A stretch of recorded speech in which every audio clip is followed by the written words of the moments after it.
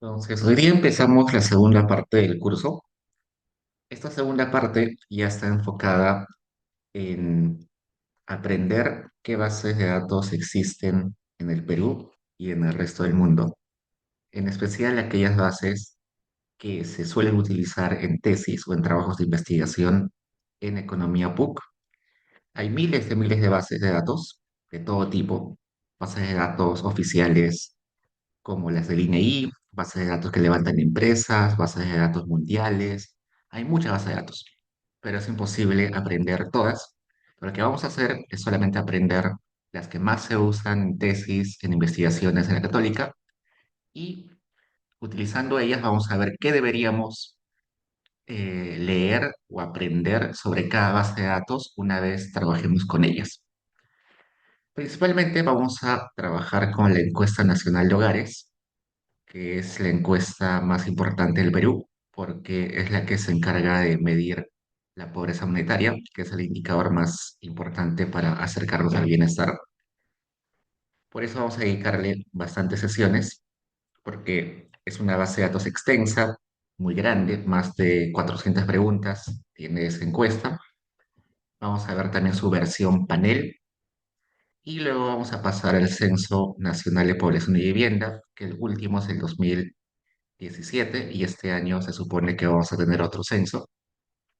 Luego vamos a ver el Censo Nacional Agropecuario y también la Encuesta Nacional Agropecuaria. Luego la Encuesta Nacional de Programas Presupuestales, que se llama ENAPRES. Luego la Encuesta Demográfica y Salud, que se conoce como ENDES. Y finalmente algunas bases adicionales, como las bases del Banco Central, las bases de los indicadores de bases, la base de indicadores del Banco Mundial, el World Table, que es una base de datos macroeconómica para todos los países del mundo, y The Madison Historical Statistics, que es una base de datos histórica sobre población y PBI para casi todos los países del mundo en muchos años, en periodos largos de la historia. Y si a alguno de ustedes le interesa alguna base de datos en particular, la podemos agregar hacia el final del curso. Estaba pensando agregar ahí el censo económico del 2025, si no recuerdo qué es. Así que quizás si a alguien le interesa podemos agregar algo por ahí. Pero hoy día vamos a empezar con la encuesta nacional de hogares. Entonces, el Instituto Nacional de Estadística e Informática es el ente o el organismo que se encarga de las encuestas, los censos y el levantamiento de información en general para determinar datos oficiales o información oficial del Perú. Y su producto más importante es la encuesta nacional de hogares. Vamos a poner acá en el buscador INEI Microdatos. INEI Microdatos. Vamos a encontrar acá en la primera respuesta, acá en Google. Entramos ahí y me da esta pantalla.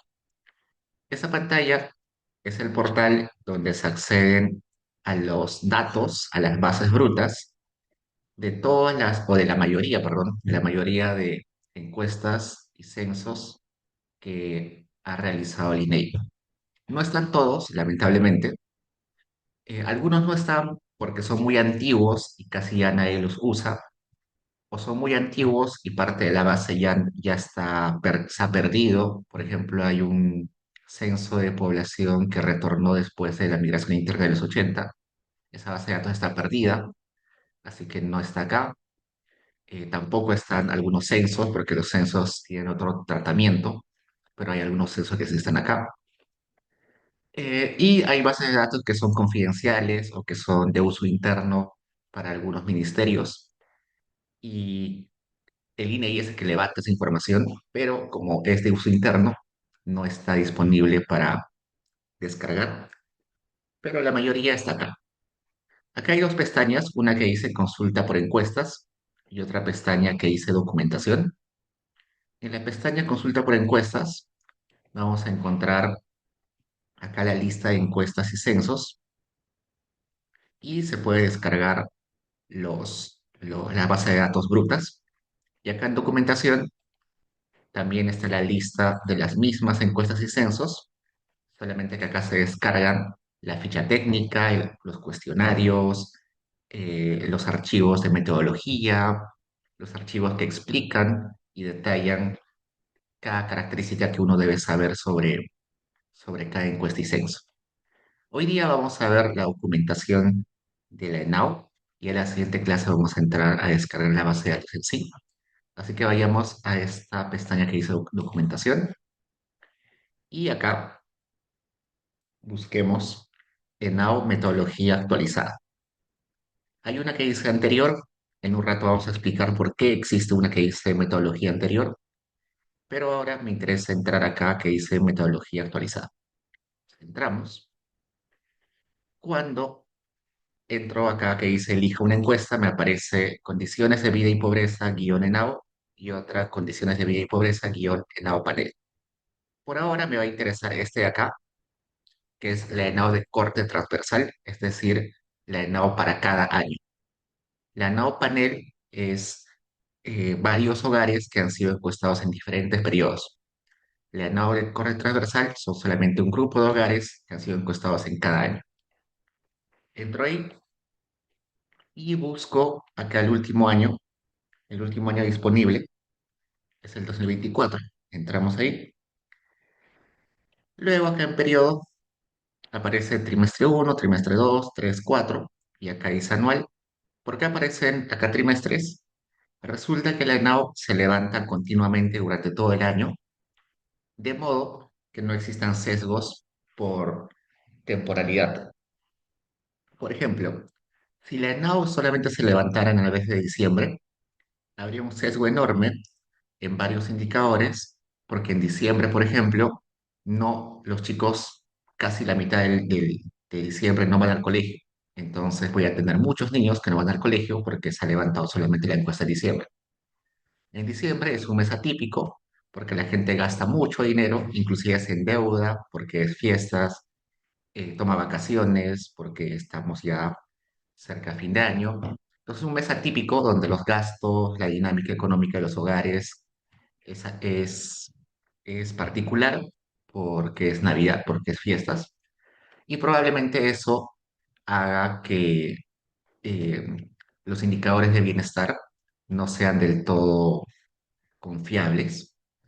Si, por ejemplo, levanto solamente la encuesta en el mes de enero, en el mes de enero nadie va al colegio, nadie va a la universidad, a menos que esté llevando un ciclo de verano, pero la mayoría no va a la universidad. Muchos jóvenes que no están yendo a la universidad prefieren trabajar en vez de solamente tener el tiempo libre. Entonces, la dinámica no es representativa de cómo es su situación en general de las personas, sino que es un mes atípico. Entonces, para evitar que haya esas temporalidades, esos efectos por la temporada o por el mes o por fiestas o por lo que sea que pase en algún momento del año, la encuesta se levanta homogéneamente durante todo el año, en todos los meses. Y por eso es que se va separando por trimestres, ¿no? Entonces, apenas el INEI tiene la información de enero, febrero y marzo, la compila, la pone en formato Stata y lo sube.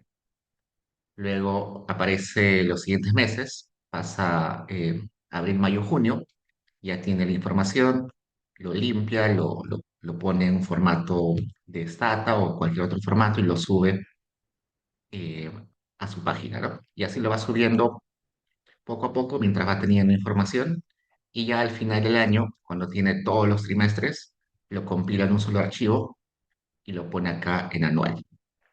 Entremos a este que es anual y cuando carga, me aparece acá 28 documentos. Todos los documentos me van a explicar qué es la ENAO, cómo se levanta, qué metodología sigue, qué implicancias tiene. Todo está explicado acá. Pero el documento más importante es este que dice ficha técnica. Toda encuesta, todo censo, toda base de datos tiene su ficha técnica. Así sea una ficha técnica de media página, o sea, una ficha técnica de 100 páginas, toda base de datos tiene una ficha técnica. La ficha técnica es un resumen del objetivo de, de la base, de la encuesta del censo, y donde te explica qué partes tiene, cómo se ha levantado, quién ha sido el encargado de levantar la información, cómo se ordena. Esas cosas básicas que uno sí o sí debería saber sobre una base de datos, está en la ficha técnica.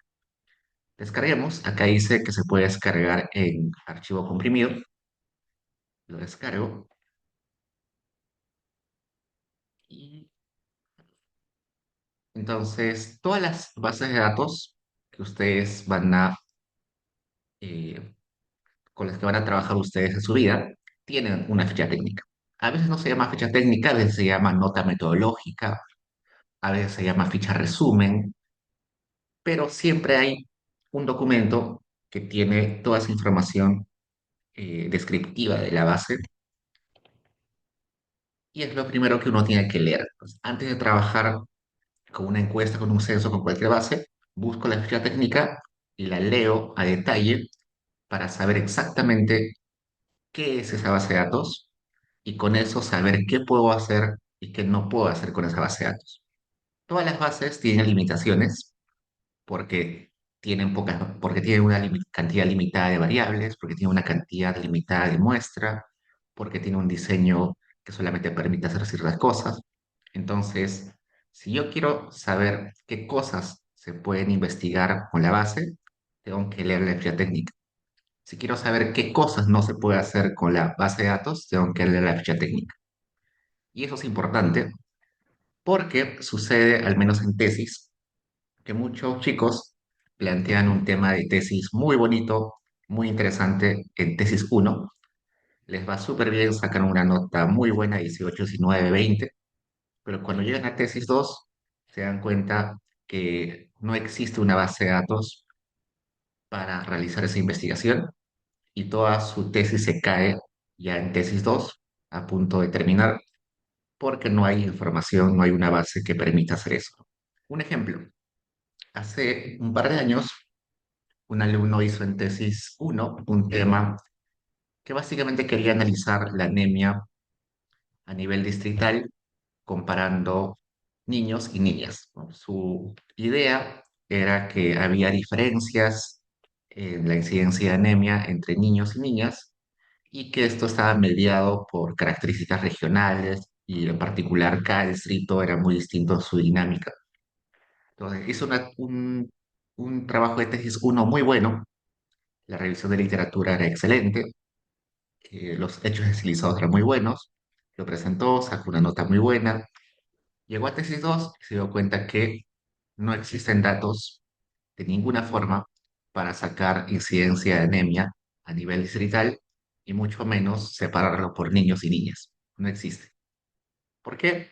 Porque la anemia solamente se mide con dos fuentes. Una fuente es por la fuente del MINSA, que es una fuente administrativa, y solamente te da la cantidad de niños que han sido atendidos por esa enfermedad en centros de salud, lo cual está bastante restringido porque para registrarse como niño con anemia, tiene que haber ido a atenderse a un centro de salud y encima ese centro de salud debería ser público. Entonces está muy, pero muy restringido y solamente hay cantidad de niños atendidos, no hay características de los niños atendidos. Entonces, esa base de datos nos sirve para ese objetivo. La otra fuente que podía utilizar, o que él pensaba utilizar, era la ENDES, que es la encuesta demográfica de salud familiar, donde hay información sobre niños y con su nivel de hemoglobina, y con eso se puede sacar la anemia. El problema es que la ENAO está diseñada solamente para sacar información a lo mucho por departamentos. Se puede sacar tasa de anemia o incidencia de anemia por departamentos, pero no se puede sacar tasa o incidencia de anemia por provincias y mucho menos por distritos, porque la cantidad de observaciones no lo permite. Son muy pocas observaciones por distrito.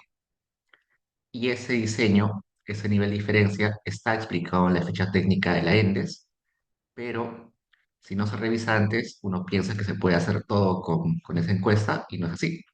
Entonces, este alumno tuvo que cambiar de tema a última hora, tuvo que rehacer casi todo su trabajo de tesis uno porque no había datos, no había forma de hacerlo.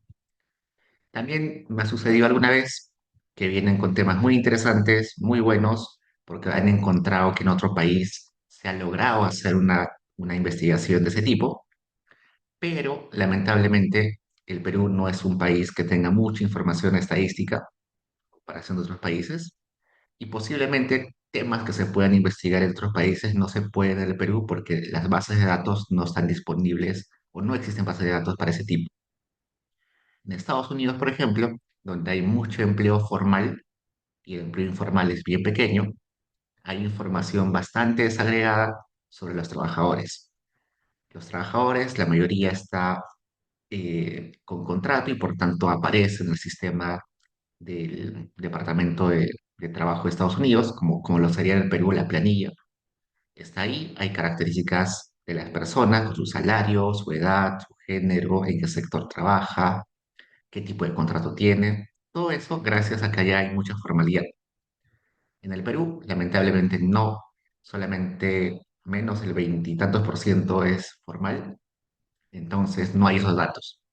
Entonces uno puede plantear una revisión de literatura muy interesante sobre un tema de informalidad, pero, pero sobre un tema de empleo, pero si no hay datos, no se puede hacer, ¿no? Entonces, antes de hacer tesis, procuren chequear las fichas técnicas de, de las bases de datos que ustedes piensan que pueden ser relevantes para su investigación. Entonces, vamos a leer un poquito acá. Son 24 páginas, pero evidentemente no vamos a leer todo, pero vamos a explicar las partes más importantes de esta ficha.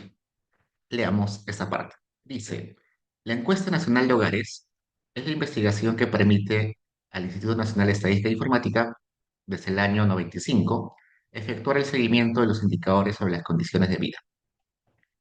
Entonces, desde el 95, el INEI levanta esta encuesta. La encuesta de hogares es una encuesta que se levanta en muchas partes del mundo, en casi la mayoría de países, pero cada país propone o tiene su forma de su encuesta dependiendo de las características de su país. En el Perú tenemos una encuesta grande, muy variada, porque el Perú es muy variado y porque el Perú no tiene otras fuentes de información para saber las condiciones de vida de las personas. En Estados Unidos las encuestas de hogares son mucho más chiquitas porque su departamento de estadística tiene otras fuentes para saber las condiciones de vida de las personas. Ejemplo, la NAO tiene como objetivo principal, vamos a subrayar acá, por acá debe estar, ya. El principal objetivo de la NAO es esto, poder conocer las condiciones de vida de las personas. Si bien es cierto, hay muchas formas de definir qué es condiciones de vida, qué es una buena condición de vida. Yo sé que existe la pobreza monetaria, la pobreza multidimensional, las necesidades básicas insatisfechas, el índice de desarrollo humano, ¿no? Para saber cuán bien vive una persona, una familia, tengo muchos indicadores. Todos los indicadores son interesantes, son buenos, pero el más conocido, el más usado, el más fácil y confiable de estimar es la pobreza monetaria. La pobreza monetaria, si bien es cierto, tiene muchas críticas, porque solamente está recogiendo información sobre lo que se puede comprar con dinero, no está tomando en cuenta otras dimensiones como el bienestar subjetivo, no está midiendo el acceso a educación, acceso a salud, ¿no? La pobreza monetaria deja de lado miles de cosas y es muy criticado, pero sigue siendo el indicador más importante para medir las condiciones de vida de las personas y por eso es que es el indicador o la variable más importante de esta encuesta.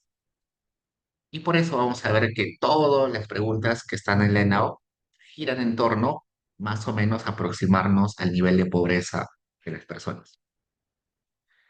Y como en el Perú no hay más fuentes de información para saber el nivel de pobreza de las personas, esta encuesta es muy importante y se tiene que levantar todos los años y se tiene que levantar con un montón de muestras, con un montón de hogares y se tiene que levantar con un montón de preguntas, porque no hay otras fuentes. Por ejemplo, para saber cuántas personas trabajan en la informalidad y en la formalidad, debo hacer una encuesta de hogares muy grande, porque hay muchos informales. En Estados Unidos, la mayoría es formal y por tanto ya sé administrativamente con datos del Departamento de Trabajo. En Estados Unidos ya sé cuánto ganan las personas en su mayoría, ya sé si están desempleados, ya sé dónde trabajan. Entonces es mucho más fácil allá levantar información sobre ingresos, sobre gastos, con datos administrativos y por tanto no necesitan una encuesta de hogares muy grande. Acá en el Perú sí necesitamos una encuesta de hogares bien grande. ¿Qué más? Luego, en el 2007, con ayuda del Banco Mundial, el INEI convocó a un comité asesor para que ayude con el INEI, con la encuesta. ¿Qué sucede? El Banco Mundial tiene una preocupación enorme porque cada país tenía su forma de levantar su encuesta de hogares y como cada país tenía su forma de levantar su encuesta de hogares, no eran comparables los datos. Y como no eran comparables, el Banco Mundial no podía saber con exactitud qué países eran más pobres o quiénes eran más ricos. Entonces, el Banco Mundial da asesoría a diferentes países para tratar que haya un formato unificado, lo más parecido posible entre países, las metodologías estén estandarizadas, que la medición de pobreza más o menos siga la misma lógica. Y desde el 2007 nos ayuda con eso. Y por ello es que ellos ayudan a conformar un comité asesor, que vamos a ver en un rato, que se llama Comité Asesor de Pobreza, que luego se va a llamar Comisión Consultiva para la Estimación de Pobreza. Este comité está conformado por representantes de muchas instituciones públicas y privadas que se interesan en investigación sobre pobreza y dar recomendaciones para hacer modificaciones o actualizaciones a la metodología de cómo se levanta la encuesta nacional de hogares. En particular, si ustedes buscan en Internet quiénes están en esa comisión, vamos a poner acá, Comisión de Pobreza INEGI, se van a dar cuenta que son personas que ustedes seguro conocen. Muchos de esa lista son profesores de nuestra universidad y otros son profesores de universidades cercanas, investigadores conocidos. Por acá debe estar la lista. Acá dice Comisión Consultiva de Pobreza. Y aparece el representante del Banco Mundial, que es Luciana de la Flor Yufra. Aparece Javier Herrera Zúñiga, que es acá profesor de la Católica de Economía, que en ese comité o esa comisión está representando a la cooperación francesa. Él también trabaja para la cooperación francesa y también enseña acá. Está Walter Mendoza, que es representante de Naciones Unidas. Está Renzo Castellares, que también es profesor acá en la Católica, en la maestría de Economía, pero representa acá al Banco Central de Reserva. Está Ricardo Franz Goni, que representa al MEF. Está José Velázquez, que representa al MIDIS. Está Walter Vilches, que representa al Centro Nacional de Alimentación y Nutrición. Federico Arnillas, que también su nombre es bien conocido, que representa la Mesa de Concertación para la Lucha contra la Pobreza. Javier Portocarrero, que pertenece al CIES. Juan José Díaz, de GRADE, pues conocen a GRADE. Úrsula Aldana, que es del IEP, también en el IEP están muchos profesores de nuestra universidad. Está Luis García, su profesor de econometría. Está Pablo Lavado, que es profesor de la Pacífico. Está Carlos de los Ríos, como parte del Programa de Naciones Unidas para el Desarrollo. Está Richard Webb, investigador independiente, que también es de la Católica y que ha sido profesor acá por muchos años. Está Carolina Trivelli, que es investigadora ahorita del IEP y exministra del MIDIS. Está Javier Escopal, que también enseña acá en la maestría y trabaja en grado. Está Angelo Kosubo, que es egresado de la Católica y que también enseña en CULAP, creo que enseña en CULAP, que también está ahí, ¿no? Entonces, como se dan cuenta, son nombres muy conocidos, todos ellos dedicados a la investigación en economía, y ellos dan recomendaciones sobre la metodología, cambiar preguntas, modificar el diseño, cambiar la forma de muestreo. Ellos se dedican a eso y se reúnen frecuentemente. Acá, por ejemplo, también estaba su profesor Clausen. Año a año se van cambiando algunos representantes. El profesor Clausen estaba ahí y otros que seguro, también Pepe, el profesor de Micro uno, José, se me olvidó su apellido, profesor José de Micro uno también está ahí. Entonces, solamente para que sepan que hay ese grupo.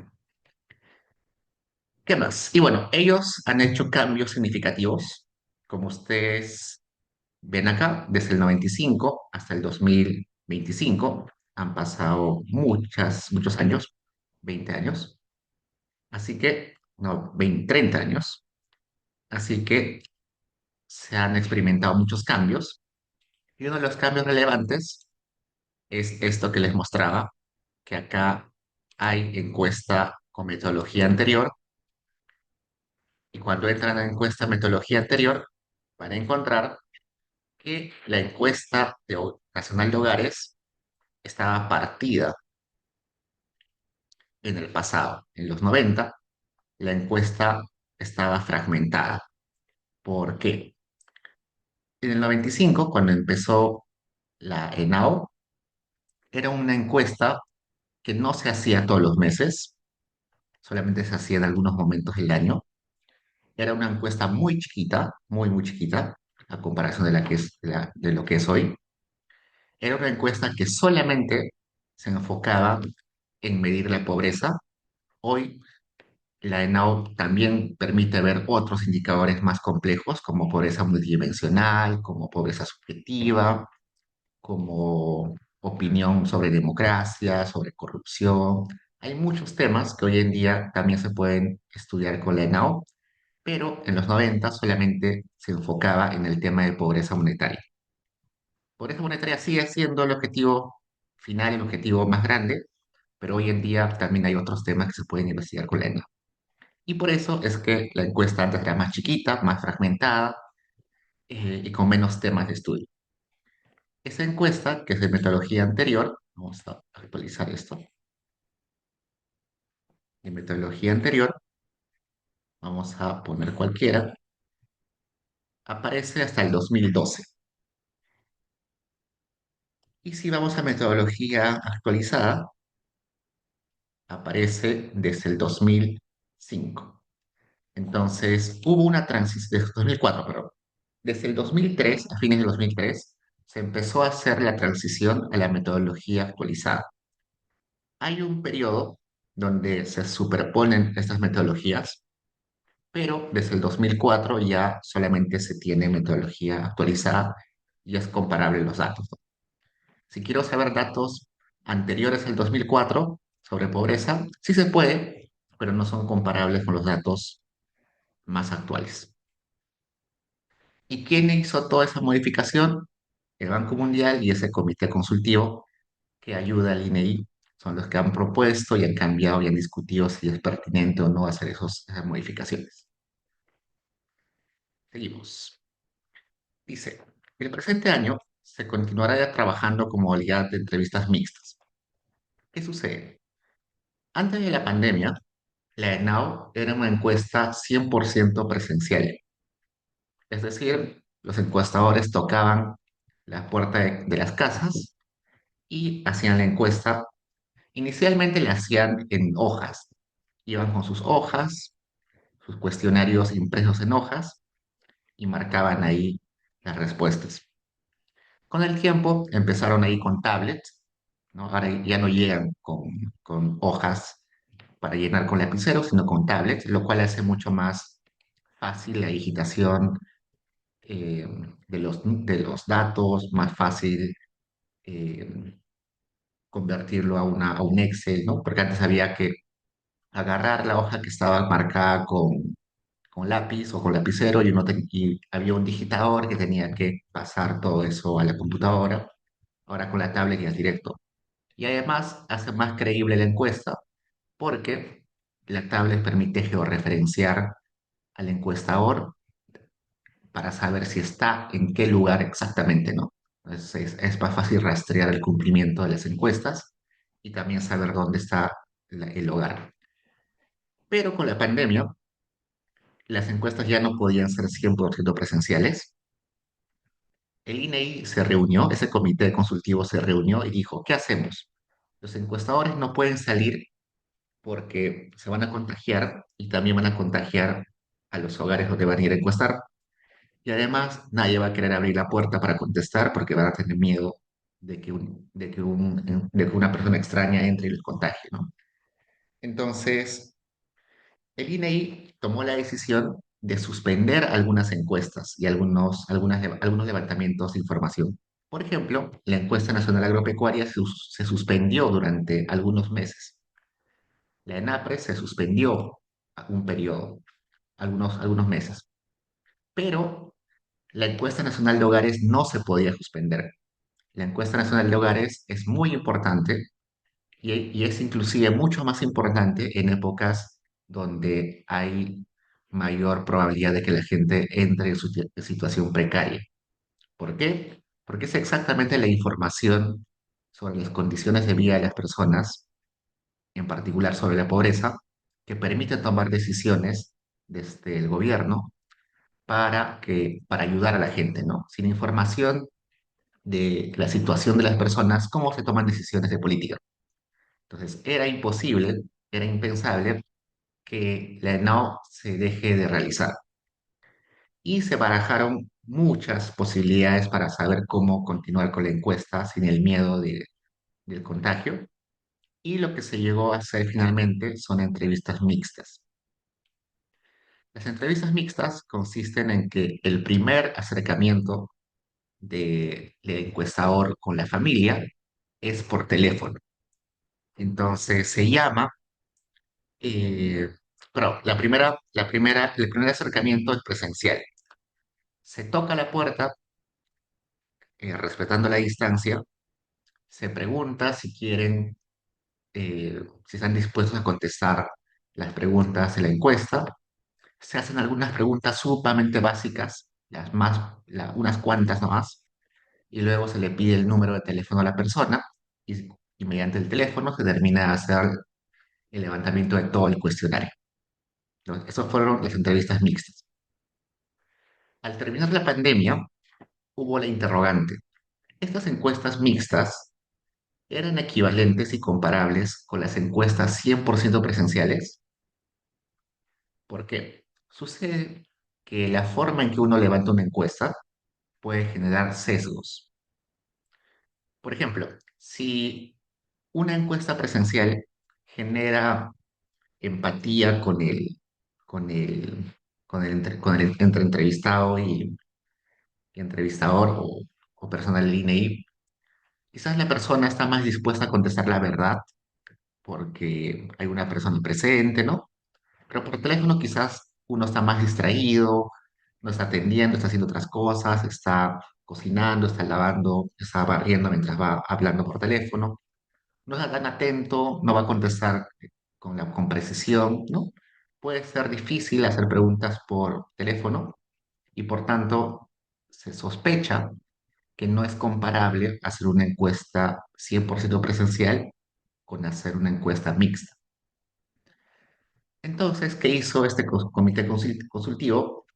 Hizo un análisis estadístico para saber si hay, cuánto error hay entre las dos encuestas, cuánta discrepancia hay entre hacer encuestas 100% presenciales con encuestas mixtas.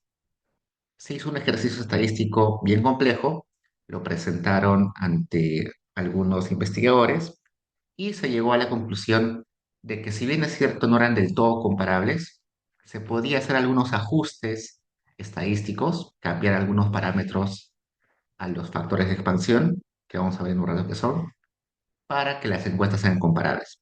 Entonces, con eso se llegó a la conclusión de que las entrevistas mixtas son válidas y se pueden seguir haciendo en el futuro, independientemente si haya pandemia o ya no haya pandemia.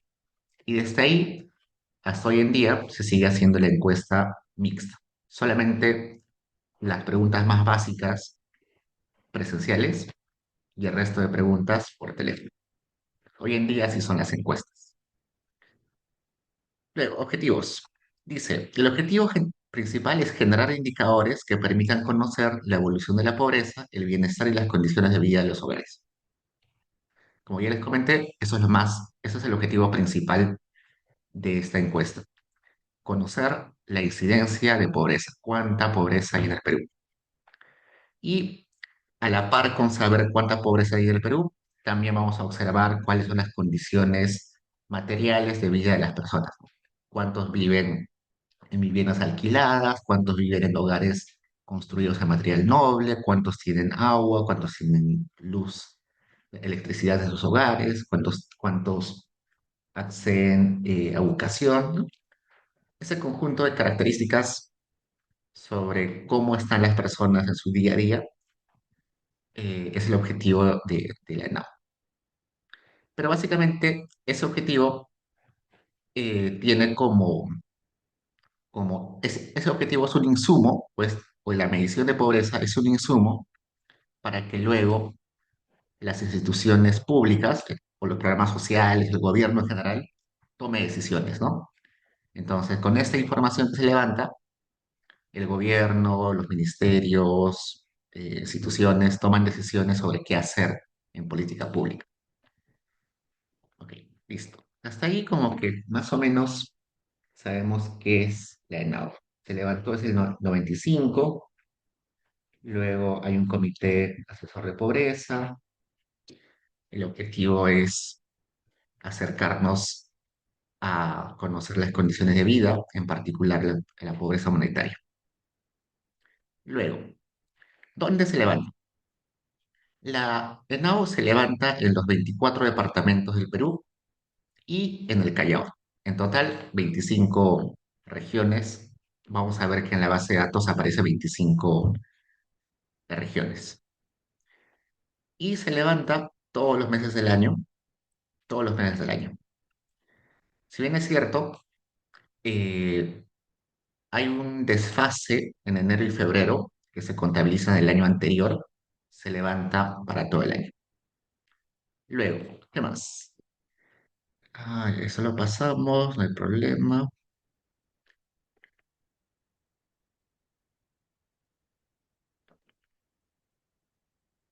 Quiero pasar a... Vamos a ir en desorden. Acá, informante. ¿Quiénes son los que contestan la encuesta? La encuesta está separada por módulos. Hay varios módulos. Hay un módulo que es preguntas sobre el hogar y la vivienda. Hay otro módulo que es módulo de características de los individuos. Hay otro módulo que es módulo de empleo e ingresos. Otro módulo sobre opinión, sobre transparencia y democracia. Hay otro módulo sobre salud. Hay muchos módulos. Cada módulo es contestado por diferentes personas del hogar. Por ejemplo, el módulo de características de la vivienda y del hogar es contestado solamente por el jefe de hogar, por nadie más. Luego, el módulo que es de empleo e ingresos es contestado por todos los, los que son mayores de 14 años. Ese módulo de empleo e ingresos es contestado por todos los que son mayores de 14 años. ¿Por qué? Porque según la OIT, la Organización Internacional del Trabajo, la edad para trabajar es 14 años. Desde los 14 años una persona ya puede trabajar y por eso es que ese módulo, esas preguntas sobre empleo e ingresos son contestados por todos los que son mayores de 14 años, sean jefe de hogar o no sean jefe de hogar. ¿Qué más? Luego, hay algunos módulos que son sobre opiniones. Y esas opiniones tienen que ver con ciudadanía, con democracia, corrupción, transparencia, bienestar y confianza en las instituciones, ¿no? Básicamente, opinión de un ciudadano. Y por tanto, esos módulos solamente van a ser contestados por mayores de edad. Entonces, solamente personas de 18 a más años. Hay otros módulos que hablan sobre salud y al menos eh, hay ciertas preguntas que solamente se van a dar a los que son mayores de 12 años. ¿Por qué? Porque los que son menores de 12 años no suelen sufrir de algunas enfermedades o no se suele preguntar algunas cosas a menores de 12 años. Hay otros módulos que solamente son respondidos por el cónyuge, porque probablemente el cónyuge tenga otra forma de, de entender la dinámica del hogar. Entonces, como se dan cuenta, hay muchos módulos y cada módulo es respondido por diferentes personas. Seguimos. Vamos a tratar de correr un poco. Luego, ¿qué módulos existen? Si yo voy acá, vamos a regresar acá a microdatos. Si yo entro acá en encuesta y metodología actualizada, voy a encontrar que acá hay 30 módulos. Es el código de módulo. Hay 30. Sin embargo, estos 30 módulos no quiere decir que haya 30 partes del cuestionario. No es que las preguntas se separen en 30 grupos, no. Vamos a ver en un rato que hay módulos que son de respuesta directa de la persona y hay módulos que son construidos a partir de otras preguntas. Pero, básicamente, nos damos cuenta que están separados por temas, ¿no? Acá el módulo uno, el tema, son características de la vivienda y el hogar. En el módulo 2, el tema, son características básicas de cada miembro del hogar. En el 3, el tema básico es educación. En el 4, el tema básico es salud. En el 5, el tema básico es empleo e ingresos. En este de acá, bajo, el tema principal es gobernabilidad, democracia y transparencia. El tema principal de este de acá es participación ciudadana. Entonces, cada uno está separado por temas. Regresamos acá a documentación. Si quiero ver las preguntas, voy acá a metodología actualizada y acá voy a encontrar que hay estos archivos que se llaman cuestionario ENAU 1, cuestionario ENAU 1A, cuestionario ENAU 1B, cuestionario ENAU 2 y cuestionario ENAU 4. Estos archivos tienen partes del cuestionario. Ese cuestionario está compuesto por preguntas que abordan estos temas. La carátula son características del hogar y vivienda. Acá tenemos los temas: educación, salud, empleo e ingresos, ocupación principal, ocupación secundaria, ingreso por trabajo del productor agropecuario, ingreso por trabajo independiente, ingreso por transferencias, ingreso por rentas, ingreso extraordinario, sistema de pensiones, etnicidad, desplazamiento de población a otros distritos, inclusión financiera, gastos del hogar, que puede ser alimentos, otros gastos, participación social de ayuda alimentaria, programas sociales de ayuda alimentaria, programas sociales no alimentarios, participación ciudadana. Hay un módulo de opiniones. Y veamos, vamos a descargar acá parte del cuestionario. Empecemos con este. que dice el cuestionario ENAU 01. Descargo.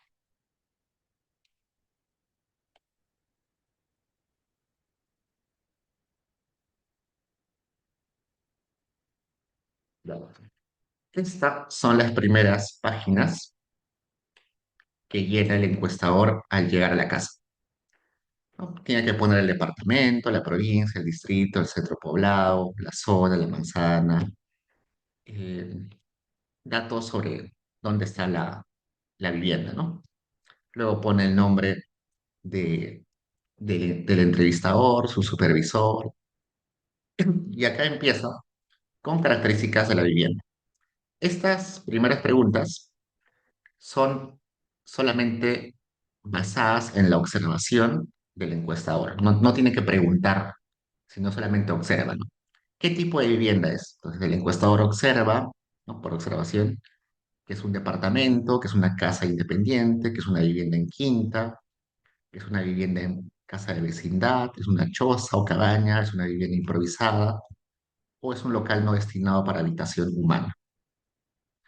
Luego también observa qué material predomina en las paredes. Las paredes son ladrillo, piedra, adobe, tapia, quincha, piedra con barro, madera, triplé, otro material. Observa también de qué material son los pisos. Son parquet, lámina, loseta, madera, cemento, tierra. Observa de qué material son los techos. Son concreto armado, madera, teja, plancha calamina, caña, triplé y paja. Y luego va viendo esto, ¿no? Va preguntando esto. ¿Cuántas habitaciones en total tiene la vivienda? ¿Cuántas habitaciones se usan para dormir?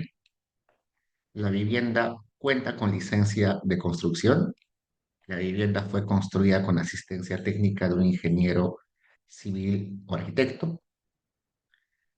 La vivienda que ocupa su hogar es alquilada, propia, propia por invasión, propia comprada a plazos, cedida por el centro de trabajo, cedida por otro hogar o institución. En caso sea alquilada, ¿cuál es el monto que paga? Si usted alquilara esta vivienda, ¿cuánto cree que le pagaría por alquilar mensualmente? Esta pregunta es interesante y vamos a ver en un rato por qué. Cuando lleguemos a imputación, vamos a ver que eso es importante. Digamos, eh, esta vivienda tiene título de propiedad. En los últimos 12 meses de usted o algún miembro de su hogar ha obtenido algún crédito o préstamo destinado a. Entonces te preguntan si has tenido créditos de un banco, del Banco de la Nación, de una caja, de techo propio, de una financiera. ¿Ha tenido dificultades para cumplir con los pagos del préstamo? Luego pregunta sobre el agua, si el agua es de red pública dentro del hogar, dentro de la vivienda, o es red pública fuera de la vivienda, si es pilón o uso público, si el agua que utilizas de camión o cisterna, si es de pozo, manantial o puquio, río, acequia, lago o laguna. Acá pregunta eh, si el servicio de agua es todos los días o no. Lamentablemente, en gran parte del Perú no se tiene agua las 24 horas y los 7 días de la semana. En realidad, eso es bien raro. En la mayoría de lugares del Perú solo se tiene agua algunos días de la semana o solamente algunas horas del día. Luego pagan por el servicio de agua. ¿A quién le paga? A una empresa prestadora de servicios, a la municipalidad, a alguna organización comunal, al camión cisterna. El baño está conectado a red pública de desagüe, o es letrina, pozo séptico, pozo ciego, río acequia, campo abierto. ¿Cuál es el tipo de alumbrado? ¿Qué tipo de combustible utiliza para cocinar? Su hogar tiene teléfono, celular, conexión a TV, cable, satelital, conexión a internet fijo o móvil. Y luego acá hace un cuadrito donde vamos a poner el monto que pagamos o desembolsamos o recibimos por cada uno de estos servicios. Por ejemplo, dice agua. Acá pongo el monto que pagué por agua mensual.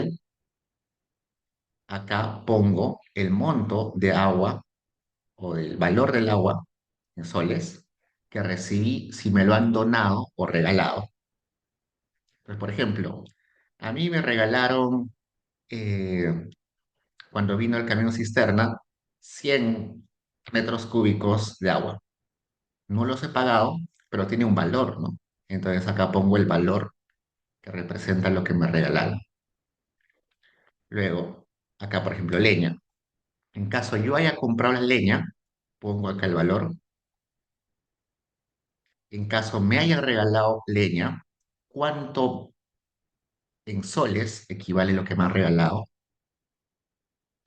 Y en ese caso de leña, al igual que otros de acá, puede ser autoconsumo o autosuministro. ¿A qué se refiere con autoconsumo? Que yo soy el que produce leña y soy yo el que también lo consume. ¿Por qué? Porque quizás acá es un leñador, ¿no? Una persona que trabaja como leñador y produce leña, pero también la consume. Y autosuministro es cuando yo eh, produzco algo para luego transformarlo en otra cosa. Por ejemplo, la leche, ¿no? Yo produzco leche en mi granja y la utilizo para autoconsumo, porque tomo la leche de mi familia, pero también lo utilizo como autosuministro. Utilizo la leche para hacer yogur y el yogur después lo vendo. Entonces, autosuministro es eso. Yo genero mi insumo, como la leche, para producir otra cosa como yogur. Y también, bueno, acá dice que también puede ser que no haya gastado nada en eso, ¿no? Porque es interesante esto de poner el valor del bien que me han regalado o que me han donado, porque que me regalen algo implica que yo dejé de gastar o de desembolsar algo. Es como si fuera un ingreso para mí. Me regalaron 100 soles de leña. Entonces, ya es como si estaría recibiendo 100 soles en efectivo que luego estoy gastando en leña, ¿no? Y por eso es importante registrarlo, porque no todo lo que accedemos en bienes necesariamente tienen que ser pagados por nosotros, sino que también se pueden acceder de forma gratis por programas sociales, por regalos de otras personas, por donaciones. Entonces es importante. Porque de todos modos, sea una leña que yo compré con mi plata, o sea una leña que me lo regalaron o donaron, igual impacta en mi condición de vida. Entonces, ambos impactan en mi condición de vida y por tanto ambos deben estar registrados. Bueno, acá hay una parte interesante. Dice, evaluación del nivel de cloro residual libre en la muestra de agua del hogar. Dice, el encuestador dice, a continuación solicite al jefe de hogar, cónyuge o persona responsable del hogar, permiso para tomar una muestra del agua que se consume del hogar con la finalidad de realizar la evaluación de nivel de cloro residual libre de la muestra de agua del hogar.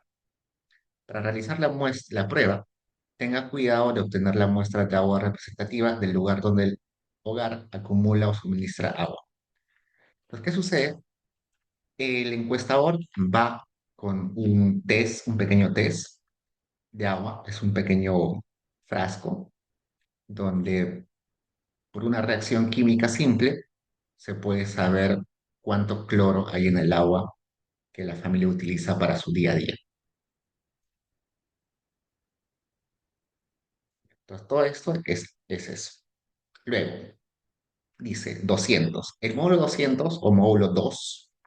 En la ENAU nos hemos acostumbrado al módulo 1, decirle módulo 100, al módulo 2, decirle módulo 200, al 3, módulo 300. En este caso es el módulo 200, que acá en la lista debería ser el módulo, pero acá atrás, el módulo 2. Ese módulo 200 que aparece en el cuestionario sería este módulo 200, que es características de los miembros del hogar. Y acá hacen una lista de los que viven en el hogar, los que son parte del hogar, y para cada persona hacen ciertas preguntas. Entonces, acá, sobre todo sus actividades dentro del hogar, además del sexo, además de la edad, además de preguntar si van al colegio, si están casados o convivientes o vivos o divorciados. Además de las características básicas, también se les pregunta algunas acciones o actividades que se encargan dentro del hogar. Luego de este módulo 200 aparece el módulo 600, que es el módulo gastos del hogar. Y este módulo solamente se contesta por el jefe o jefa de hogar o el ama de casa, es decir, aquel responsable de los gastos del hogar, aquel que se responsabiliza de la economía del hogar. Básicamente, ¿quién sabe más sobre cuánto se desembolsa y qué cosas se compran para el hogar, ¿no? Y este módulo 600 es el más extenso. Tiene como 300 ítems, más de 300 ítems. Y como se van a dar cuenta, es un módulo muy detallado, muy detallado. Miren, acá dice, se pregunta cuánto en los últimos 15 días compró o no compró esta lista de cada uno de estos bienes. Luego te preguntan si lo obtuviste comprando el producto por autoconsumo, es decir, tú has producido y consumido el bien como autosuministro, tú has producido ese bien y luego lo has utilizado para producir otro bien como parte de pago de un miembro del hogar. Es decir, a veces cuando uno trabaja, no le pagan en dinero, sino le pagan como especies, ¿no? Yo trabajo en una chacra y no me pagan en dinero, me pagan con un saco de papa. También puede ser que yo accedí a ese bien porque me lo regalaron o me lo donaron. Contesto eso. Además, tengo que contestar si yo accedo al bien, yo compré el bien de forma diaria, interdiaria, semanal, quincenal, mensual, bimestral, trimestral, semestral, anual. ¿No? Hay hogares, por ejemplo, que compran un montón de sus productos una vez al año. Compran sacos de arroz, sacos de azúcar, cajas de leche. Hay otros hogares que compran solamente en el día a día, ¿no? Cada día compran su tarrito de leche, compran sus panes. Hay otros hogares que compran 100 panes y congelan los 100 panes para todo el mes. Entonces, y eso es importante también ponerlo. Y no solamente me importa saber de cómo lo obtuve, también me importa con qué frecuencia, me importa cuánto. Compré uno, dos, tres tarros de leche, compré 5 panes, 10 panes, necesito saber dónde lo compré. Puedo haberlo comprado en el ambulante, en la bodega, en la panadería, en el mercado, en el supermercado, en el restaurante, en una camioneta o camión, en una feria. ¿Por qué es importante saber dónde lo compraste? Porque es muy distinto comprar un tarro de leche en Wong que comprar un tarro de leche en una bodega, ¿no? Los precios son distintos. eh, Además, el impacto que tiene esa compra es distinta. Y también acá necesito poner no solamente la frecuencia de compra, sino la frecuencia de consumo. No es lo mismo comprar 10, por ejemplo, se me ocurre, mucha gente, y me pasa, que compra, no sé, 10 panes, pero al final solamente consume 5 panes, ¿no? ¿Por qué? Porque uno es distraído, se olvida y el pan está ahí sobre la mesa y se malogró y al final lo tuve que botar, ¿no? Sucede también con las frutas, ¿no? El fin de semana compro 2 kilos de plátanos y los pongo en mi mesa y me olvido y al final se malogran y no consumo nada de lo que compré. Entonces, no solamente es necesario saber cuánto compro, sino también cuánto consumo, porque al fin y al cabo, lo que a la persona le importa, lo que aporta al bienestar es el consumo y no la cantidad comprada. Entonces, acá también te van a preguntar sobre ello. Y estas preguntas se tienen que responder para cada uno de los bienes. Por ejemplo, acá dice, pan corriente o común. pan tolete, pan francés, pan chapla, pan integral, pan de molde, pan de yema. Y si consumes otro tipo de pan, lo tienes que agregar acá. Entonces, para el pan corriente, tengo que contestar si lo compré o no lo compré. Si lo compré con mi dinero, lo autoconsumí, fue autosuministro. Si me lo regalaron, me lo donaron. Si lo compré, si lo compro diario, interdiario, semanal, anual. Si lo compro por kilos o por unidad, a cuánto lo compro. Si lo compro acá en la panadería, en el ambulante, en el supermercado. Además de lo que compré, cuánto consumí. Entonces, tengo que contestar eso para el pan corriente y común. Y de vuelta, tengo que contestar lo mismo para el pan tolete. Y luego todas esas preguntas para el pan francés. Y luego para el pan chapla. Y así, para todos los panes que yo consuma, tengo que contestar. Y luego también para los bizcochos, la torta, la empanada, la galleta soda a granel, la galleta soda envasada. Luego también para el arroz corriente a granel, el arroz envasado superior, el arroz extra envasado, el arroz extra a granel, la leche evaporada, leche en polvo, leche fresca, leche evaporada con hierro, leche evaporada light, leche de soya. Luego me preguntan sobre la papa y tengo que contestar por cada tipo de papa: papa blanca, papa amarilla, papa guairo, papa de color, chuño entero negro.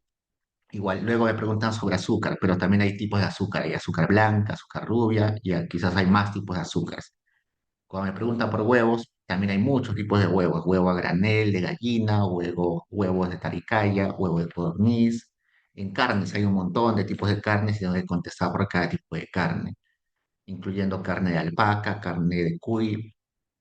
Cuando me hablan de pollos y aves, también hay un montón de pollos, de tipos de aves, y también hay cortes, ¿no? Hay la pechuga y la pierna. Cuando habla de menudencia también. Cuando habla de subproductos de carne: hot dog, jamonada, tocino, chorizo, jamón del país, jamón inglés, hígado de res, mondongo de res, pata de res, bofe de res, hueso de res. En maíz hay muchos tipos de maíz. En harinas, trigo, harina de trigo, avena, y también hay un montón de variedades. Y acá, como se dan cuenta, fideos hay un montón de variedades. Pescados hay un montón de tipos de pescado. Atún, también hay atún gratet, atún, filete de atún, graté de sardina, lomito de atún.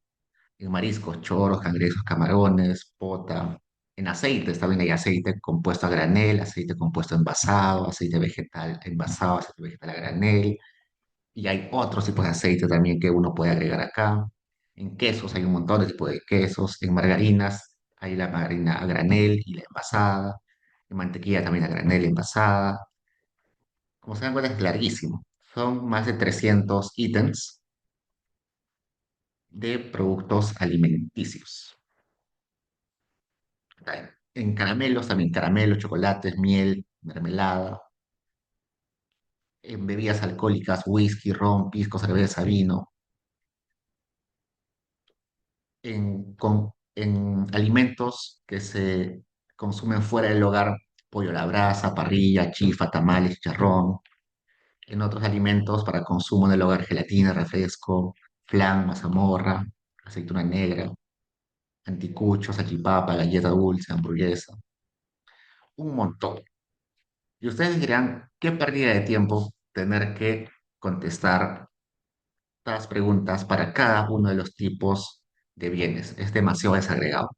Pero aunque no lo crean, es información muy valiosa. ¿Por qué es información muy valiosa? Por varias razones. Una razón por la que hacen esta desagregación tan extrema de los bienes es porque, dependiendo de qué tipo de variedad sea, la contribución nutricional es muy distinta. Un ejemplo, veamos acá. No es lo mismo consumir un gratet de atún que consumir un filete de atún. Yo puedo comer 200 gramos de graté de atún y no va a ser igual nutricionalmente que 200 gramos de filete de atún. El filete de atún tiene muchos más propiedades y beneficios nutricionales de lo que tiene el graté, ¿no? Tiene mucho más potasio, mucho más, no sé, nutrientes que lo que tiene el graté de atún. Y es mucho más saludable el filete de atún. Cuando yo consumo pescado, cada pescado tiene su contribución muy particular de nutrientes. Cuando yo consumo maíz, los maíces son muy distintos entre sí, su contribución es muy distinta. Inclusive dentro de la carne misma, acá hay carne de res, pero se le pone diferentes cortes, el bistec, el churrasco, el sancochado, la molida, el corte único, porque cada corte tiene diferentes propiedades, ¿no? No es lo mismo comer el lomo que comer, no sé, el bistec. Tienen contribuciones nutricionales muy distintas. Entonces, si yo quiero saber cuán bien se alimenta el peruano, no es lo mismo contabilizar que consume carne de cordero que contabilizar que consume carne de alpaca. Es muy distinto. No es lo mismo que consuma pollo, pechuga de pollo, que consuma menudencia de pollo. Las contribuciones son muy distintas. Y el instituto, hay un instituto de salud pública en el Perú, instituto nutricional, si no me recuerdo, que tiene una tablita de contribución por cada tipo de alimentos. Es una tablita interesante, es una tabla enorme. Vamos a buscar acá. Se llama la tabla peruana de composición alimentaria. Esa tabla del Instituto Nacional de Salud, que tiene dentro una oficina el Centro Nacional de Alimentación y Nutrición, es una tablita enorme que te dice cuánto de energía en kilocalorías, cuánto de agua, proteínas, grasa total, carbohidratos, fibra dietética, hierro, cenizas, calcio, fósforo, zinc, hierro, tiamina, riboflavina, niacina, vitamina C, ácido, sodio, potasio. ¿Cuánto de eso tiene cada producto? Por ejemplo, acá me dice que la maicena tiene, en este caso debe ser no sé cuántos gramos de maicena, te da esta cantidad de fibra, 0,9 de fibra, mientras que la harina de maíz te da 9,6 de fibra, 10 veces más. Entonces, si uno quiere consumir fibra dietética, debería consumir harina de maíz en lugar de maicena. Veamos la comparación entre alguna carne por acá. Carne, busquemos carne. Para ver qué es distinto la contribución de cada uno de los tipos de carne.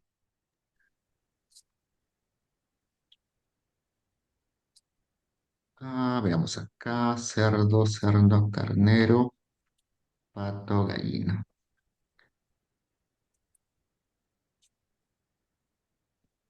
Ah, Oh, acá dice ballena. No sabía que estaba ballena. Carnero. Ya, por ejemplo, acá. Dice, comparación entre corazón de pollo e hígado de pollo. Entonces, acá tenemos contribuciones distintas, ¿no? Por ejemplo, en el caso de carbohidratos, el hígado de pollo tiene el doble de contribución que lo que tiene el corazón de pollo. En grasas, el corazón de pollo tiene mucho más grasa que el hígado de pollo. En caso de agua, tienen igual de composición. Entonces, como se dan cuenta, esas tablitas me permiten saber cuánta contribución tiene cada producto. Acá dice leche descremada versus leche en polvo. Ahí me doy cuenta que en grasas, bueno, la leche entera tiene mucho más. Entonces, cuando uno estudia la nutrición con la ENAO, es muy interesante porque uno puede cruzar esta información de cuánto consume y con qué frecuencia consume los hogares estos productos con esas tablitas para saber si el hogar tiene deficiencia de hierro, deficiencia de ácido fólico, deficiencia de vitamina C, de todos esos componentes. Por ejemplo, hace algunos años alguien hizo una tesis eh, sobre si los peruanos consumíamos suficiente hierro, ¿no? El hierro es un componente muy importante porque sin él tendríamos anemia. Y el hierro es mucho más importante para aquellas personas que viven en zonas con poco oxígeno. Las personas que viven en las zonas altoandinas necesitan mucho más hierro porque es difícil de catalizar en el cuerpo. Se necesita oxígeno para catalizar el hierro. Entonces, este alumno hizo una tesis muy bonita sobre ello. Y para saber cuánto hierro consumía cada hogar, no hay una pregunta que diga, ¿usted cuánto hierro consume? Imposible, ¿no? Lo que hizo fue agarrar las cantidades de alimentos que consume, cruzar con esa tablita que les mostré hace un rato de composición alimentaria y con multiplicar y sumar encontró cuánto hierro consume cada familia. Y con eso vio si tenían deficiencia o no de hierro. Por eso es que acá hacen esta desagregación tan profunda por tipos de bienes para poder conocer conocer cuánto el nivel nutricional de las personas, ¿no? Cuánta proteína consume, carbohidrato, cuánto hierro, todo eso, ¿no? Esto pues, también podría servir, por ejemplo, para evaluar esto de los octógonos. ¿Se acuerdan que salió una ley de octógonos hace algunos años, donde se obligó a las empresas que producían alimentos envasados a poner si el alimento era alto en sodio, alto en grasas, alto en azúcares? Entonces, con estas tablitas, con esta información de consumo, uno podría saber si el patrón de consumo de grasas, de sodio, de azúcares ha cambiado desde el momento de la promulgación de esa ley, ¿no? Es muy buena información. Es tedioso para los hogares contestar todo esto, pero ayuda mucho para hacer investigación. Digamos, luego resulta que no todos los alimentos que las familias consumen, lo consumen dentro de su hogar o lo consumen en un establecimiento, sino que también es posible que lo consuman gracias a un programa alimentario. Por ejemplo, lo que era Cariwarma, lo que son las ollas comunes, lo que son el club de madres, los comedores populares, los vasos de leche, las cocinas populares. Entonces, acá también hacen preguntas sobre qué tipo de alimentos consumen en esos lugares. Por ejemplo, te dice, en el comedor popular, ¿desayuna, almuerza y cena o solamente uno o dos de ellos? ¿Cuántas veces a la semana va? ¿Cuántas raciones recibe? ¿Cuántos miembros del hogar acceden a estos programas? Por este alimento pagan. En algunos de estos se paga. Por ejemplo, en Caliwarma no se paga, ¿no? En Caliwarma, bueno, lo que era Caliwarma no se pagaba, pero en los comedores populares sí se paga. Se paga, pero bien poquito, ¿no? A veces es un sol 50, 2 soles por menú, que es una contribución para que siga funcionando el comedor o la vía común, pero se paga. Y también preguntan, muchas de esas personas eh, no pagan o pagan muy poquito en contraposición de que ayuden en la organización de la olla común del comedor popular. Entonces, les cobran solamente 50 centavos, un sol por menú, pero a cambio que el día siguiente ayude en la preparación de los alimentos. Pues también se pregunta eso. Y eso también permite saber la condición nutricional de las personas. Listo, encaja todo eso. Y bueno, este módulo, que es de ollas comunes, es un módulo nuevo que solamente se incluye porque hace, desde la pandemia, las ollas comunes empezaron a aparecer de nuevo. Las ollas comunes no es un programa social, las ollas comunes no son programas sociales. Las ollas comunes son iniciativas sociales que nacen en momentos difíciles. Es decir, las mismas personas se organizan para cocinar juntos y con eso ganar, cocinar en gran cantidad sale más barato y esa organización permite que colaboren entre ellos y que también pidan donaciones tanto a privados como al gobierno. Entonces, con la pandemia, como la gente empezó a tener menos ingresos, las personas estábamos en una situación precaria, estos ollas comunes que eran más comunes en los 90, en los 80, en los 80s, 90s, se volvieron muy comunes, sobre todo en las zonas rurales, pero en las zonas periféricas de la ciudad, se volvieron muy comunes por la crisis de los 80 y parte de los 90. Luego dejaron muchos de esas ollas comunes de existir porque mejoró la economía y cada familia ya podía mantenerse por su cuenta. Pero con la pandemia volvió a la precariedad, volvió a la inseguridad alimentaria y se reactivaron, volvieron a aparecer ollas comunes. Y a partir de eso, algunos municipios empezaron a dar donaciones a las ollas comunes. Seguro vieron que la Municipalidad de Lima, durante pandemia, hizo un registro de ollas comunes y les empezó a dar productos a las ollas comunes. Y se volvió un tema eh, bastante discutido porque las ollas comunes no son organizaciones oficiales, no están registradas, pero aún así reciben ayuda del Estado. Entonces, como que había un vacío legal ahí. Y desde ese momento, desde esa discusión de que había un vacío legal en la existencia de ollas comunes, el MIDIS, el Ministerio de Desarrollo e Inclusión Social, decide oficializar a las ollas comunes y hacer un registro oficial nacional de ollas comunes donde se pedía como requisitos que exista un comité, un presidente, un secretario en cada vía común para que organicen, que se inscriban en una municipalidad, que tengan reuniones. Hicieron un montón de trámites para que se oficialicen las vías comunes y con esa oficialización accedían a donaciones directas o a transferencias de productos desde el MIDIS. O sea, el MIDIS compraba productos por toneladas y las repartía entre las ollas comunes más que estaban registradas.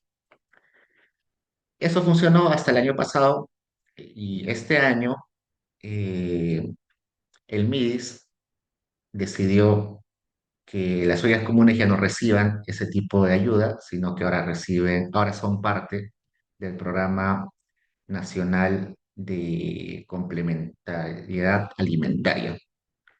Entonces, y exactamente para sustentar ese cambio de figura legal, ese cambio de ayuda que se le da a los medios comunes, se trató de levantar información desde esta encuesta para ver cuántas personas y en qué condiciones estaban el acceso a alimentos de ollas comunes.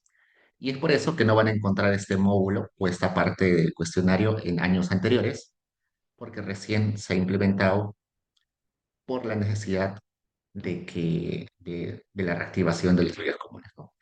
Y al igual que esto, que son preguntas que aparecen en un año y luego desaparecen, hay muchas preguntas. Muchos de ustedes seguro han trabajado o van a trabajar con las preguntas de inclusión financiera. Las preguntas de inclusión financiera no están o no estaban desde el inicio de la ENAO. Las preguntas de inclusión financiera han sido agregadas al cuestionario de la ENAO recién hace algunos años por pedido del Ministerio de Economía y Finanzas, con también ayuda y pedido de la Sociedad Nacional, la Sociedad Nacional de Empresas, de Industrias. Ellos pidieron que se incluya estas preguntas porque estaban muy interesados en tener información. Eh, Hay preguntas sobre préstamos bancarios, se han dado cuenta, no estaban desde el inicio de la, de la ENAO en los 90. Entonces se van agregando preguntas, también hay preguntas que van desapareciendo. Ok, sigamos. Creo que me demoré mucho ahí, sigamos. Hay otras preguntas sobre otros gastos que no sean alimentarios. No todos los gastos de una familia son en alimentos. También hay gastos en ropa, en alquileres, en mantenimiento de la casa, ¿no? Entonces acá hay más módulos, más preguntas sobre otros gastos. Y también esos gastos se tienen que desagregar en la cantidad que se compró, dónde se compró, con qué frecuencia se compró, cuánto se desembolsó por ello, si fue pagado con dinero del hogar o fue regalado, fue donado, fue con pago en especias. El consumo es diario, cuánto se ha consumido todo lo que se compró, todo eso está acá. Y también está bastante desagregado, no tan desagregado como en el caso de alimentos, pero igual está algo desagregado, ¿no? Por ejemplo, acá dice jabón de lavar ropa, detergente, lejía, sal de soda y almidón, cera, pulitón, ayudines y similares, insecticidas, fungicidas, desinfectantes, escoba, escobillero, desodorante, papel higiénico, lavado de cortina, pintura, gasolina, petróleo, viajes por estudio, viaje por turismo, viaje por motivo familiar, mototaxi, teléfono público, correo, fax, cochera, guardianía, servicio doméstico, servicio comunitario, vigilancia vecinal, mantenimiento de edificios, recojo de basura, periódico, esparcimiento, cuota de club, gasto de gimnasio, USB, artículo deportivo, útiles de escritorio. Acá dice gastos en streaming, Netflix, Disney Plus, HBO, Paramount, Prime Video, Spotify, Apple Music, etcétera. Jabón de tocador, champú, pasta de dientes, desodorante, toalla, colonia, lápiz labial, artículos de tocador para bebés, corte de cabello, telas, prendas de vestir para niños, calzado para adultos, calzado para niños, reparación de calzado. Y no solamente hay esos gastos en bienes físicos y en servicios, sino también hay gastos en transferencias, ¿no? A veces hay familias que se han separado, entonces tienen que pasar manutención, tienen que pagar pensiones, tienen que dar propinas a los menores, hay que pagar impuestos también, hay que pagar el seguro de vida, el seguro de salud, el SOAT, las remesas a aquellos familiares que viven en otras provincias o que viven en el exterior, ¿no? Y todo eso también acá aparece, ¿no? Acá pensión por alimentos, propinas a menores, propinas a personas fuera del hogar, donaciones a la iglesia, a Cáritas, remesas o regalos a miembros del hogar que están fuera de él, impuestos, pagos del seguro, remesas periódicas. Eso también son gastos y hay que ponerlos. Acá hay más gastos, muebles y enseres, y también está separado y desagregado. Otros bienes como artículos de joyería, en caso hayas gastado en un matrimonio, en un funeral, en una ceremonia, en veterinario, en árbitros municipales, en denuncias, en parqueo, en tabaco, equipo del hogar. Ah, bueno, hasta ahí gastos. Ahí gastos. Todo lo que están en parte del 6, del 600, sea 611, 609, 610, 601, todo eso, todo lo que son 600, son gastos de algún tipo. Eh, pero no todos son gastos en un hogar, también hay ingresos, va a haber otra parte de ingresos. En esta parte de acá nos tratamos de aproximar a la riqueza de los hogares, ¿no? Ingreso, gasto son variables flujo, pero la riqueza es una variable stock.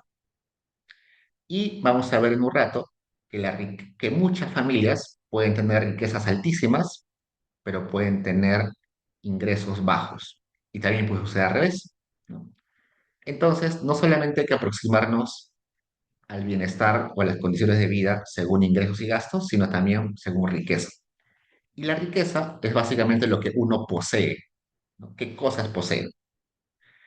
Y parte de la riqueza que es importante en los hogares son los equipos del hogar, es decir, aquellos artefactos, muebles, eh, de uso que uno compra para usarlo en el largo plazo continuamente. Esos son equipos del hogar.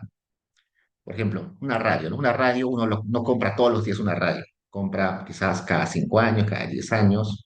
Un televisor no lo compra todos los meses, uno compra un televisor cada 10 años, 15 años. Un automóvil uno no lo compra cada semana, un automóvil uno lo compra cada 5 o 10 años. Entonces es riqueza. Esos bienes que son eh, de uso frecuente y que están ahí, no son de consumo inmediato. Entonces acá te preguntan si tienes estos bienes, que ¿para qué lo usas? ¿Para el hogar o para el trabajo? ¿O para ambos? No es lo mismo tener un auto para uso propio que tener un auto para hacer taxi, ¿no? Es muy distinto. El año en que compraste este bien, en qué mes lo compraste, cuánto te costó ese bien y además, si hoy quisieras venderlo, cuánto te pagarían por ese bien. Entonces, acá está la lista de todo eso. Está radio, televisor, equipo de sonido, DVD, videograbadora, computadora, laptop, plancha eléctrica, licuadora, cocina a gas, cocina a querosene, refrigeradora, lavadora, horno microondas, máquina de coser, bicicleta, auto, camioneta, motocicleta, triciclo, mototaxi, camión, tablet y todos los adicionales que uno tenga. También te preguntan si en los últimos meses ha vendido algún tipo de vivienda, terreno, propiedad rural o ha vendido alguno de los equipos del hogar. Finalmente viene esa parte 700, donde te preguntan sobre si has sido beneficiario o algún miembro del hogar ha sido beneficiario de ayuda alimentaria. Y ayuda alimentaria ya hemos visto hace un rato que básicamente es los programas de alimentación. Entonces acá de vuelta está eso. Y acá programas no alimentarios. Por ejemplo, Guaguaguasi, que hoy se llama Cuna Más, el Centro de Emergencia Mujer, el programa de transferencias condicionadas juntos, Pensión 65, programa de alfabetización para adultos, aquellos adultos que no saben leer y escribir pueden matricularse acá, jóvenes productivos, eh, Trabaja Perú, Impulsa Perú, Vamos Perú, Beca 18, Bono Gas, dotación de materiales educativos y el programa Contigo. El programa Contigo es un programa que da 300 soles bimensuales a aquellos hogares que, no que tienen algún miembro con alguna discapacidad. También están otros tipos de ayudas como retiro de CTS, retiro de FP, bono Yanapay, bono 600, bono Wanuchai, bono 210, ¿no? Esos bonos que se dieron durante pandemia. Y acá está el módulo 800, participación ciudadana. Básicamente, si algún miembro del hogar participa o está inscrito en algún club, asociación o partido político.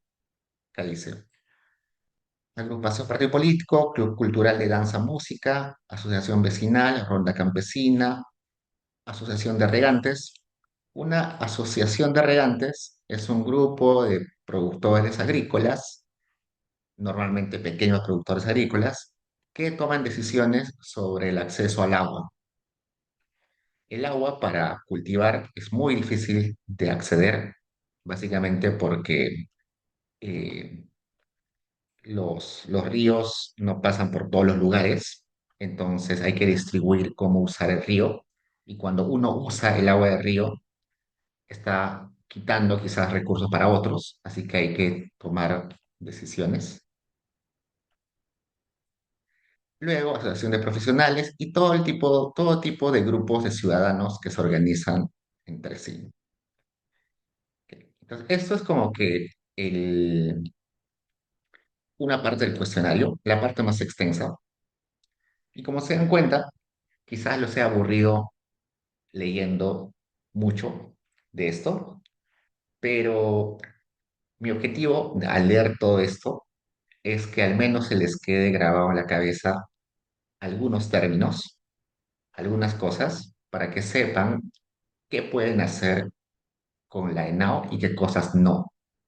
Entonces, si han escuchado por ahí, quizás están distraídos, pero han escuchado de que hay que se contabiliza cuánta leche, cuánta papa, cuánto arroz se consume. que les quede grabado eso porque ya saben que pueden hacer alguna investigación cruzando información de aporte nutricional con los tipos de productos y cantidades que tiene, que consume la familia, ¿no? Si han escuchado por ahí, también se puede tener información de si acceden a programas sociales. Entonces ya saben que pueden hacer estudios para ver el impacto de esos programas sociales. Si el programa social que quieren estudiar no apareció en la lista que leí, probablemente no se pueda hacer una evaluación de impacto porque no hay información sobre los hogares. Si han escuchado por ahí que salía que hay gasto en entretenimiento, entonces quizás uno ya puede sospechar que se puede hacer un estudio sobre cuánto gasta el peruano promedio en entretenimiento. Entonces, sé que es un poquito aburrido tener que leer espacio por espacio, pregunta por pregunta, pero quiero que quede al menos esas cositas para que sepan que hay información disponible ahí. A ver, acá Carla me pregunta, Diego, cuando he visto el diccionario de variables de NAO, me ha percatado que algunas variables tienen entre paréntesis deflactado, anualizado o imputado. ¿Qué podría explicar qué se refiere a cada uno de estos detalles? Gracias, Carla. Ya. Sí, vamos a llegar luego, pero aprovechando que preguntaste, veamos. Deflactado. ¿Qué es deflactado? Eh, Resulta que el dinero no vale lo mismo en el tiempo, ¿no? ¿Se acuerdan que los precios suben en el tiempo? Yo recuerdo que cuando estaba en el colegio, una salchipapa costaba un sol. Hoy en día una salchipapa cuesta mínimo 4 o 5 soles. Entonces los precios cambian en el tiempo. Por tanto, el dinero no vale lo mismo en el tiempo. Pero además, el dinero y los precios varían en el espacio. Por ejemplo, los chifles son muy baratos en Piura, pero los chifles son bien caros en Cusco. La papa es muy barata en Cusco y es muy cara en Lima. El pescado es muy barato en la costa y es muy caro en la sierra. Entonces los precios varían en el tiempo y también en el territorio.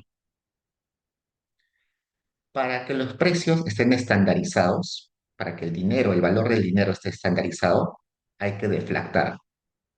Entonces, se deflacta en el tiempo y en el espacio. Y para deflactar se toma de referencia un año base y un territorio base. El año base en el Perú se puede cambiar, pero normalmente se utiliza el 2017. Entonces traen todos los precios a valor de 2017. Y el territorio de referencia es Lima Metropolitana. Los precios bases son los precios de Lima Metropolitana. Y eso para hacer que sea estándar. ¿Por qué? Porque yo puedo tener 5 soles ahorita, pero esos 5 soles no van a valer lo mismo a cada un año. Probablemente pueda comprar menos a cada un año de lo que compro hoy con esos 5 soles. Y también sucede que 5 soles no vale lo mismo en Cusco que lo que vale en Lima. Entonces tengo que estandarizar esos valores. A eso se refiere el deflactado. Deflactar, llevar los precios, llevar el valor del dinero a un periodo base y también a un territorio base. Por eso es que cuando ustedes escuchan en noticias y dicen el salario, el ingreso laboral promedio, el ingreso real promedio ha sido tanto a soles del 2017 a precios de Lima Metropolitana. Siempre ponen esa muletilla que es el valor real a precios del 2017 y precios de Lima Metropolitana, para que todo esté estandarizado. Entonces, eso es de deflactado. Igual vamos a ver la siguiente clase cómo se deflacta, porque hay una base de datos que sirve para eso, hay un código que sirve para eso. Luego, anualizado. Resulta que ustedes han visto en esas tablitas que he mostrado en el cuestionario que preguntan si has comprado o has consumido eh, diariamente, semanalmente, ¿no? Entonces, algunos hogares van a contestar, yo compro 5 panes diarios. Otros van a contestar, yo compro 100 panes semanales. Otro te va a contestar, yo compro 200 panes mensuales. Otro te va a decir, yo compro 300 panes anuales. Entonces, la referencia de cantidades está en diferentes frecuencias, ¿no? Algunos contestan diario, semanal. Igual cuando te preguntan, ¿cuánto ganas? ¿Cuánto te pagan por tu trabajo? Unos van a decir, yo trabajo día a día y me pagan 50 soles diarios porque trabajo al destajo.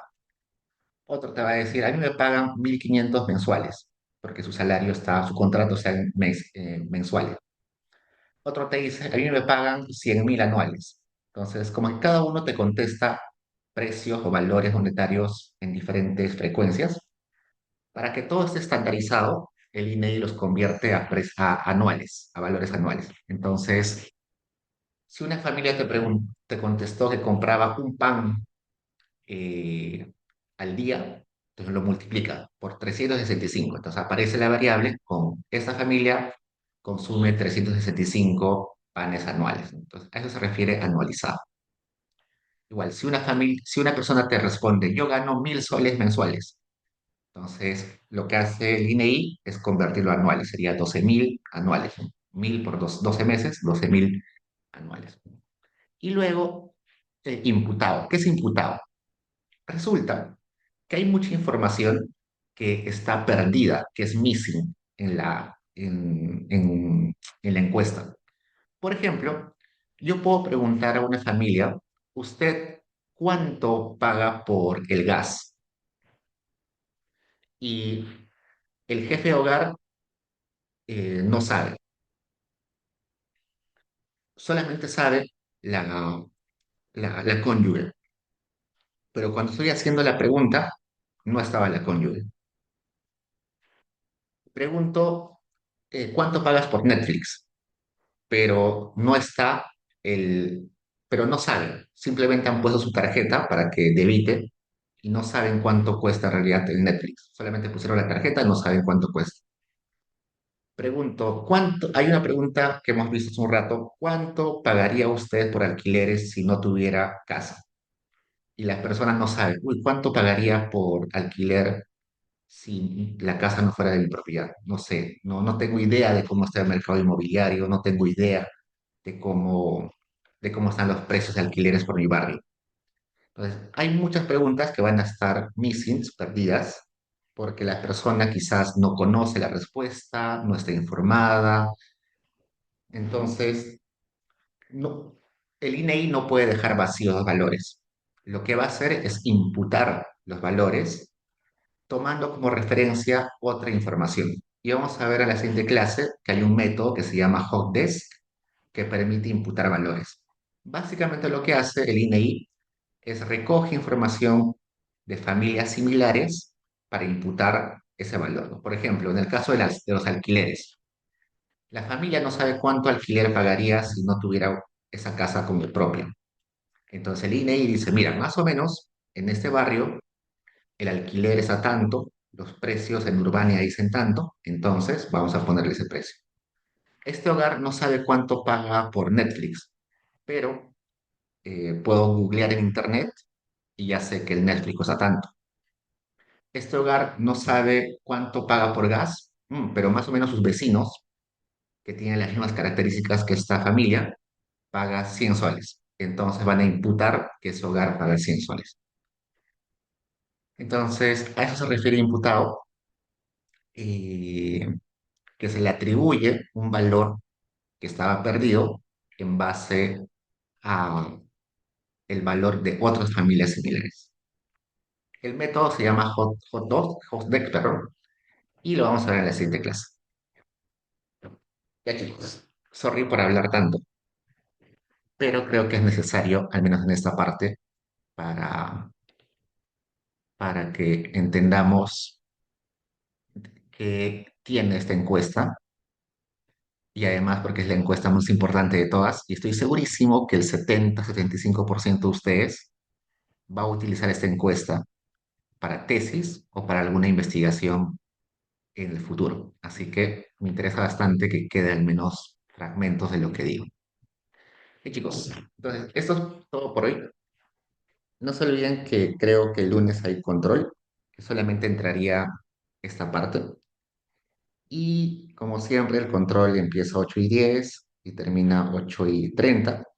Y después empezamos con la clase. ¿Qué, chicos? Y por... me quedo un ratito y si no, ya nos vemos la siguiente.